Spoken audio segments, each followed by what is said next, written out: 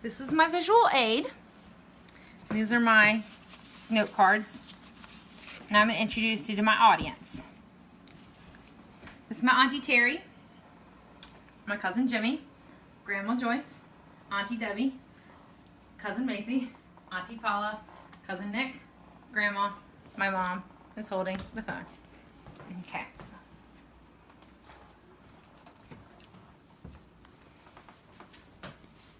Have you ever looked in the mirror and you wanted to lose weight? 4 years ago, I decided to start my journey and change my life. I began counting calories. I was watching what I was eating and watching what I was burning and counting the different calories I was putting into my body as opposed to burning in my gym workouts or whatever you may have me.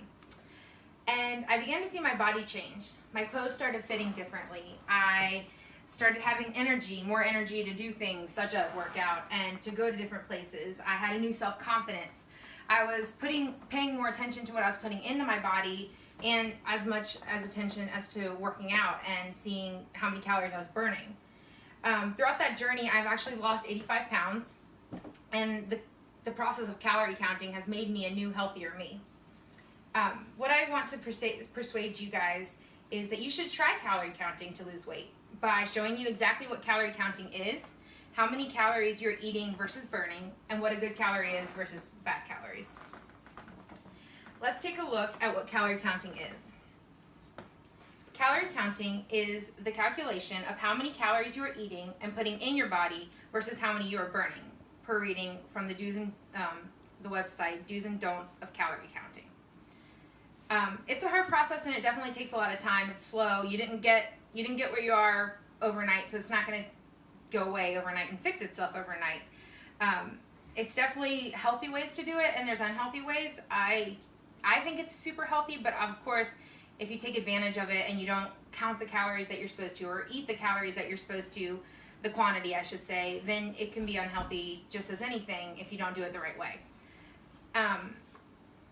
Sometimes people focus way more on dieting rather than the actual diet itself. So you're focusing, when I was reading this in the Everything Guide to Nutrition, it was talking about how if you're focusing on the actual diet and the food that you're putting in your body, you're more likely to be successful because you're not focusing on the fact that you're on a diet and you hate the fact that you're having to live every day counting something or eating a certain way.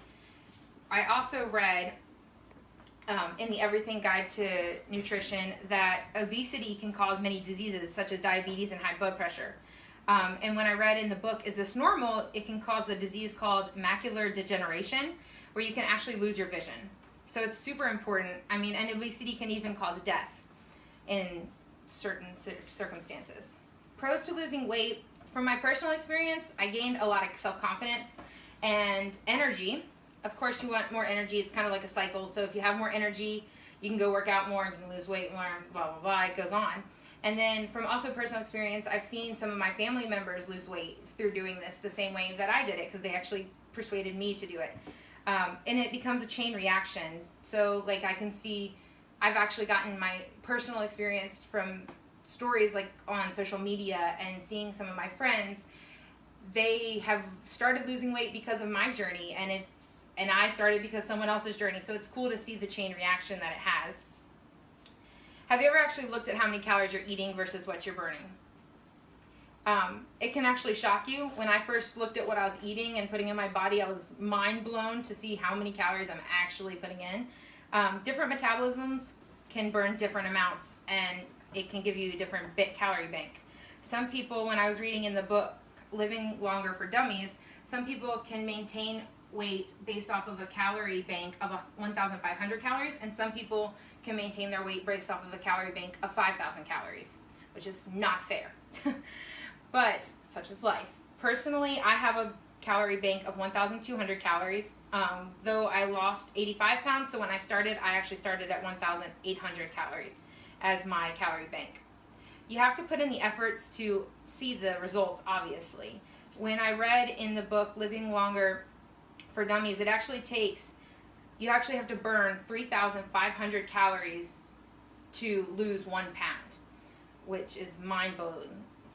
When I read in the same book, it says that for a person that weighs 150 pounds, It takes about an hour of walking to burn 250 calories. Jogging for about an hour will burn 350 calories, and running for an hour will burn 500 calories. Now we're going to look at some good calories versus bad calories. Of course, we want you to eat the good calories, the fruits, the veggies, the protein, the nuts, those kind of things. When I read in the book Eat for Health, it says that if you eat raw vegetables and beans, it's going to take up more room in your stomach, make you more full, so that you don't eat as many high-calorie foods and high-fatty foods, then helping you to lose weight. Also, when I read in the book the Everything Guide to Nutrition, dark and leafy green veggies are one of the most nutrient-rich foods on the planet. So you want to try to include kale and spinach and other greens in your diet, because those are obviously much more good for nutrients values. Then you got the bad calories. That's the cakes, the cookies, the fried foods. From personal experience, I know that you can't completely cut those out because that's not realistic. You're not going to ever be able to maintain something where you don't get a cookie or a piece of cake. It's all about the portion sizes. I read in the book Mind Your Body that a trick that you can use is to not let your food touch, because then if you only have a plate size and you only get, if each food doesn't touch, then you have to get smaller portions. I also read in the book Mind Your Body that the nutrition value of a 120 calorie cookie or a piece of cake or chicken or broccoli or Greek yogurt, they're not all created equal. The nutrients tell you, basically what goes into those is going to tell you whether it's a good calorie or a bad calorie.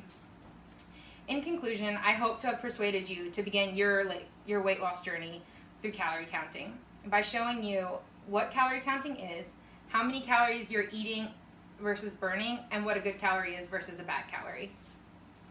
I want you to imagine that you start tomorrow. You're calorie counting and you're paying attention to what you're eating. You start going to the gym. You start building your strength. Your clothes start fitting differently. You gain more self-confidence and energy. A year later, it's weigh-in day. You look down, you take a deep breath, you step on the goal. You step on the scale. And you've looked down and you've reached that goal that a year ago felt impossible. Now it's time for you to make the decision. It's time for you to try to start your weight loss journey. Ready, set, go.